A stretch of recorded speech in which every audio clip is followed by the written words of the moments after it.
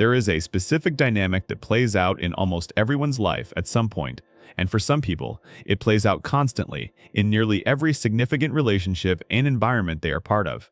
You are in the presence of someone who has a strong personality, someone who takes up a lot of space, someone who is loud or certain or forceful or simply so present and so assured in their own position that the gravitational field around them is genuinely difficult to stand upright in. And something happens to you in that field, something automatic, something that occurs before you have made any conscious decision about how to respond. You get smaller, not dramatically, not in a way that anyone necessarily notices or comments on, but you know it is happening. Your voice gets quieter, your opinions become suggestions. Your suggestions become questions. Your questions become tentative, soft-edged, pre-apologized for, and even then only half-finished before you trail off, because some part of you has already decided that what you are about to say is probably not worth saying after all. You agree with things you do not fully agree with. You laugh at things that do not strike you as funny. You let positions you actually hold slip away without defending them, because the energy required to hold them against someone with this much certainty feels like more than the positions are worth. And then the interaction ends and you drive home, and somewhere between where you were and where you live, you become yourself again. And you replay the conversation and you think about everything you actually thought and everything you wanted to say and did not say and everything that happened in that room that you wish had happened differently. And you feel, along with the replay, a quiet frustration that is partly about the other person but mostly about yourself. About the gap between who you are when you are alone and who you become when someone dominant enters the space. This video is about that gap. Where it comes from, what is actually happening when it opens, and how to close it. Not by becoming more aggressive, not by becoming more dominant yourself, not by outcompeting the loud person in the room, but by developing something more durable and more useful than any of that. The ability to stay in your own center when the field around you is being pulled hard in someone else's direction. Let us start with the mechanism. Because what happens in the presence of dominant people is not random, and it is not a character flaw. It is a completely predictable neurological response to a specific social trigger that your brain has been trained to recognize and respond to from a very young age. Dominant people, people who are forceful, certain, loud, or socially powerful, activate a particular threat response in the brains of people who have learned to associate those qualities with danger. That association was almost certainly formed in childhood or adolescence, in the presence of a parent, a teacher, a sibling, a peer, or some other formative figure who had that energy, and in whose presence making yourself small was genuinely the safest available strategy. Your nervous system learned the lesson. It learned it the way all deep lessons are learned, not as a piece of information to be consciously retrieved, but as an automatic, somatic response that activates below the level of thought. Big personality in the room. Threat signal fires. Make yourself smaller. Stay safe. That response was appropriate and possibly necessary in the context where it was learned. In the current context, in the workplace, in the relationship, in the friendship, in whatever room you are finding yourself smaller in right now, it is not protecting you from anything. It is preventing you from being fully present and fully yourself in situations that actually require the real version of you. And because it operates below conscious thought, most people experience it as just how they are around that type of person, rather than as what it actually is. A learned response that can, with the right understanding and the right practice, be unlearned. The first thing to understand about dominant people is that their dominance is almost never as solid as it appears. This is not a comforting fiction. This is an observable, consistent, psychological truth. People who project force, certainty, and social power as aggressively as the people we find most intimidating are, in the overwhelming majority of cases, doing so because those projections are doing important work for them. The loudness is often covering uncertainty. The certainty is often a performance that collapses under genuine challenge. The forcefulness is often the behavioral expression of a deep discomfort with situations they cannot control. The person who seems to fill the room is often, beneath the filling, more fragile than the room they are filling. This does not mean you should feel sorry for them or that their dominance is not real in its effects. It is real. It pulls the room. It pulls you. But understanding that it is a construction, that it is a presentation of an internal state rather than a stable quality of a person who is simply better or more entitled than you, changes how you relate to it. You are not encountering a force of nature. You are encountering a person who has gotten very good at projecting one. The second thing to understand is that your shrinking around these people is not happening because they are right about their importance and you are right about your insignificance. It is happening because their social style is activating a stress response in your nervous system that impairs your ability to think clearly, speak freely, and hold your own ground. The problem is not a deficit in your position, it is an excess of activation in your threat response. And those are very different problems with very different solutions. The solution to a deficit in your position is to get a better position. The solution to excess activation in your threat response is to regulate the nervous system, to interrupt the automatic escalation before it reaches the point of full shrinking, and to give yourself enough internal stability that your actual thoughts and your actual position can surface and be expressed even in an activated environment. So how do you do that? The first and most foundational practice is physiological.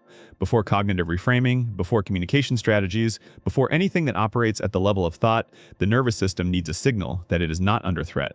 And that signal, in real time in the middle of a conversation with a dominant person, comes from the body. Specifically, it comes from breath and posture together.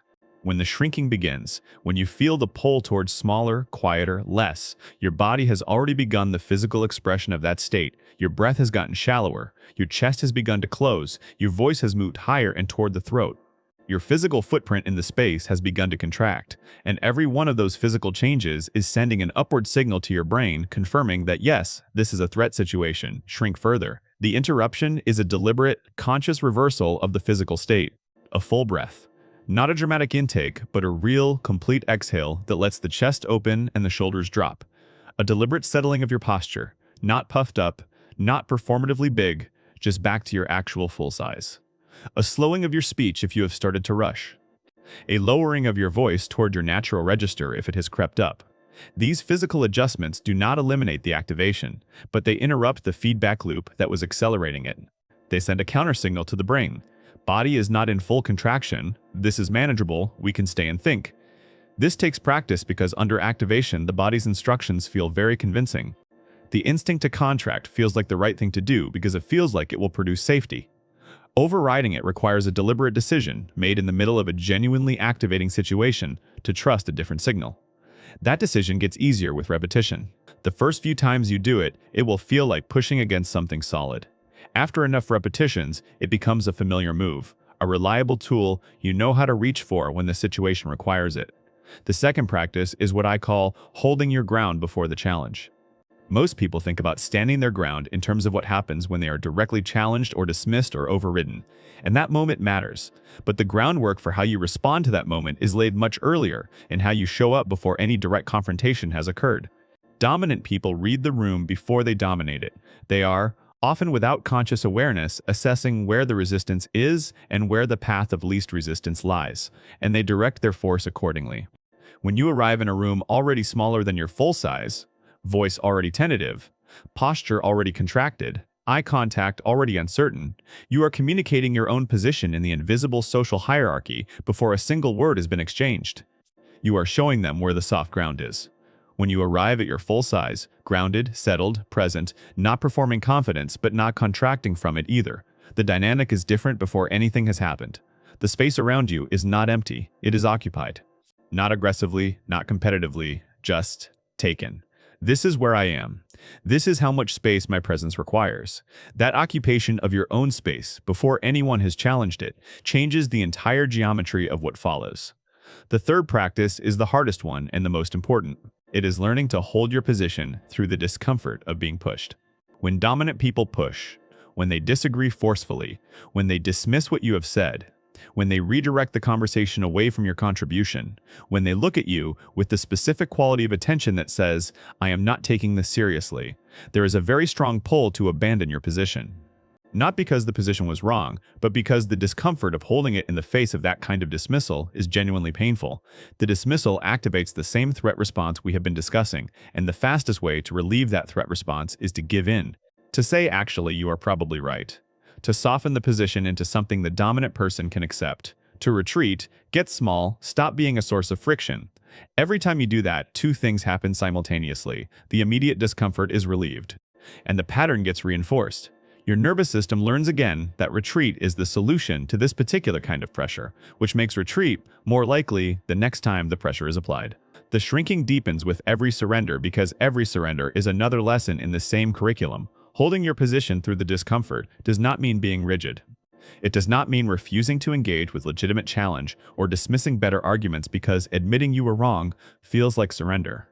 Genuine updating of your position in response to a better argument is intellectual integrity, and it is worth doing regardless of who is making the argument. What you are learning to resist is not better arguments. You are learning to resist the social pressure that is not an argument at all, the force, the dismissal, the certainty that has no logical content, just energy. That is the pressure that has been moving you. And it is moving you not because it is right, but because it is uncomfortable, and your nervous system has learned that making it stop by yielding is the fastest available relief. The way you hold your position through that kind of pressure is by separating the discomfort from the signal. Discomfort is not the same as being wrong. Someone being forceful is not the same as them being correct. Someone seeming certain is not the same as them having better information. When you feel the pressure to yield, ask yourself one internal question before you respond. Has anything they said given me a reason to change my position, or am I just feeling the discomfort of their reaction to it?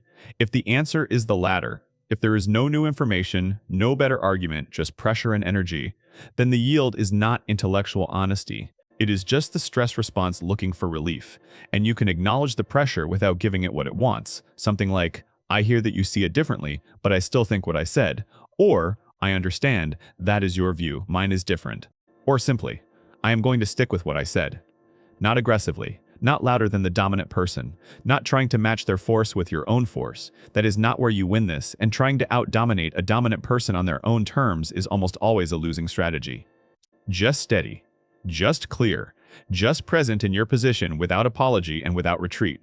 That steadiness, the willingness to hold your ground calmly in the face of force without matching the force and without yielding to it, is the thing that actually shifts the dynamic with dominant people. It is what they are not expecting. They have gotten very good at force-producing retreat because it almost always does. When it does not, when they push and you simply stay where you are, not harder, just still there, something changes in the interaction. Not always dramatically, not always immediately. But the dynamic has shifted. You are no longer the soft ground, and dominant people, who are very good at reading where the resistance is, eventually redirect. The fourth thing, and this addresses the specific version of shrinking that happens not in the moment but in the preparation for the moment, is to do the work of clarifying your actual position before you are in the room. A lot of shrinking happens because people are genuinely unsure of their own position going into high-pressure situations. They have a vague sense of what they think or want, but it has not been fully formed into something they can stand behind with clarity. And when a dominant person challenges a half-formed position with full force certainty, the half-formed position tends to collapse. Not because the dominant person was right, but because the position was never solid enough to hold the weight of a challenge. Doing the work of knowing what you actually think about the situation, about the decision, about the thing being discussed, before you enter the interaction, gives you something concrete to return to when the pressure comes. You are not improvising your position under fire. You came in with one. And a position you came in with is significantly more durable under pressure than one you are forming in real time while a dominant person is redirecting the room toward their own conclusion. The fifth thing is the relational dimension. How you handle repeated dynamics with specific dominant people in your life. Because this is often not a single interaction with a stranger. It is a pattern with a boss, a parent, a partner, a friend. Someone who is consistently dominant in their relationship with you, someone whose presence consistently produces the shrinking, someone around whom you have been playing a smaller version of yourself for long enough that both of you have come to expect it.